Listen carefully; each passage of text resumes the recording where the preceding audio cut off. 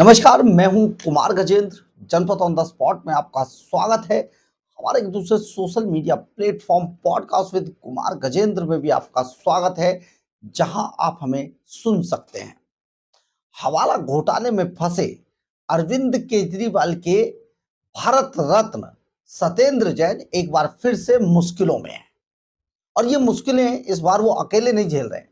पहले वो अरविंद केजरीवाल के साथ थे, इस बार उन्होंने अपना साथी बदला है, नया साथी है, यानी कि सत्येंद्र जैन के जेल जाने के बाद स्वास्थ्य मंत्री बने सौरभ भारद्वाज भी इस बार चपेट में आ गए। यानी कि सत्येंद्र जैन और सौरभ भारद्वाज जो हेल्थ मिनिस्टर रहे हैं अरविंद केजरीवाल की सरकार में, उन पर अब एफआईआर दर्ज हो गई है। यह एफआईआर एलजी सक्सेना के आदेश के बाद एसीबी ने की है। एंटी करप्शन ब्यूरो ने इनके ऊपर एफआईआर दर्ज कर दी है।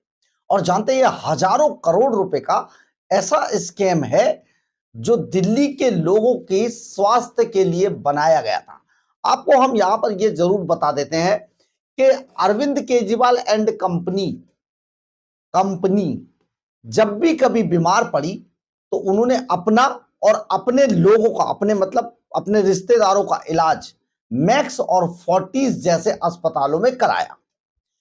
एक भी कोई सिंगल आम आदमी पार्टी का कोई भी व्यक्ति यह बता दे कि कोई भी आम आदमी पार्टी का नेता किसी सरकारी अस्पताल में या मोहल्ला क्लिनिकों में गया, मोहल्ला क्लिनिक तो बहुत दूर की बात है, किसी सरकारी अस्पताल में भी गया तो हम मान जाएंगे। कोई नहीं गया। जिसने भी मौका मिला, जब भी मौका मिला, जहां भी मौका मिला, दिल्ली के खजाने को लूटा। तभी हम कहते हैं दिल्ली के खजाने के लुटेरे। तो इन लुटेरों ने अपना और अपने रिश्तेदारों के सबके इलाज, चाहे वो कोरोना का टाइम हो चाहे दूसरा टाइम हो, अस्पतालों में फोर्टिज और मैक्स जैसे अस्पतालों में कराया। लेकिन दिल्ली के लोगों के लिए जो मोहल्ला क्लिनिक खोले, उनमें करोड़ों हजारों करोड़ का उसमें भी घोटाला कर गए।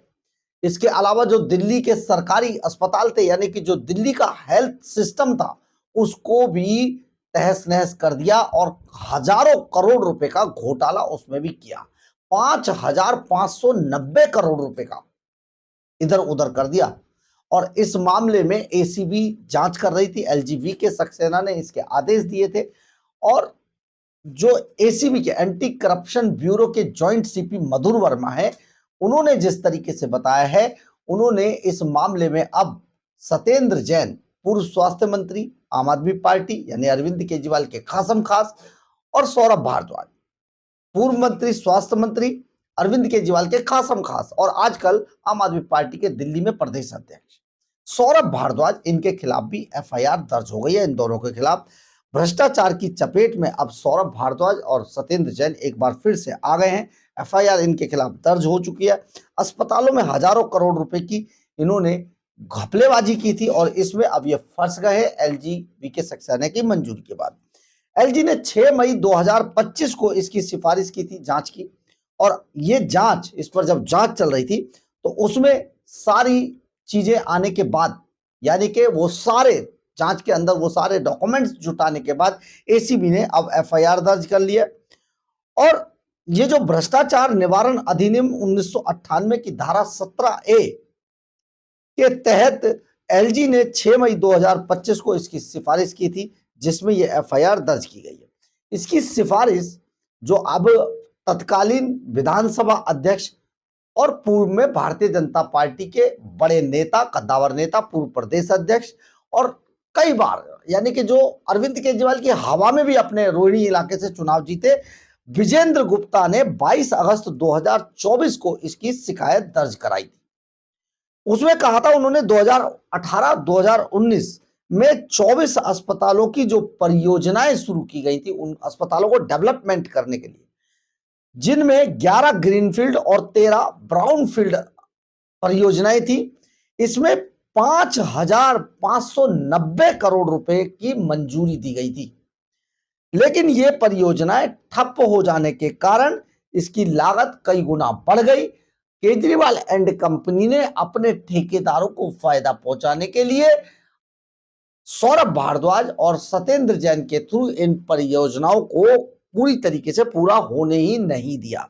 2021 में 6 महीने में 6800 बेड की क्षमता वाले आईसीयू अस्पतालों को 1125 करोड़ रुपए में बनाने की योजना थी, लेकिन आम आदमी पार्टी सरकार ने 3 साल बाद भी मात्र इसमें 50% काम ही पूरा करने दिया, जिसका इस पर प्रोजेक्ट पर भी 800 करोड़ रुपए खर्च हो गए। इसके अलावा एलएनजेपी अस्पताल, पंत अस्पताल, इनमें भी बड़ी परियोजनाएं थी जिनको पूरा नहीं करने दिया गया। यानी कि हर हाल में इन परियोजनाओं का बजट बढ़ जाए, इसके लिए इन परियोजनाओं को लगातार, इन प्रोजेक्ट्स को लेट कराया जाता रहा।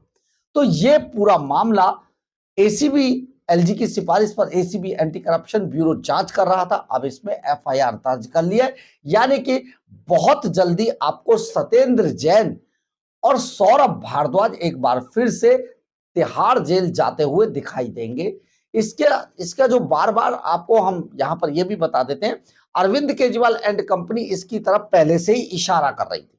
उनको पहले से ही पता था कि हमने यहां पर ये घोटाले किए हैं और एक ना एक दिन हम पकड़े जाएंगे, और पकड़े जाएंगे तो जिस तरीके से एलजीबीके सेक्शन है, इनके खिलाफ हर एक कदम पर हर बुरी जो इन्होंने घोटाले किए थे उसकी जांच करा रहे थे, उससे अरविंद केजरीवाल एंड कंपनी को यह भरोसा था कि एक ना एक दिन इनकी चोरी, इनकी लूट, इनकी डकैती पकड़ में आएगी और इन्हें जेल जाना पड़ेगा।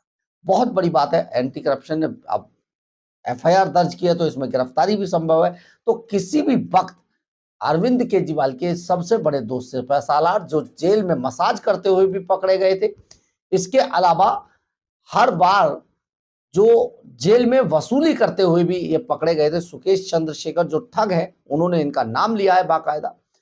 एक जो जेल के डीजी साहब थे उनको तो सस्पेंड तक हटाया तक गया, उनको सस्पेंड कर दिया गया, वो उनका केस भी चल रहा है अभी तक।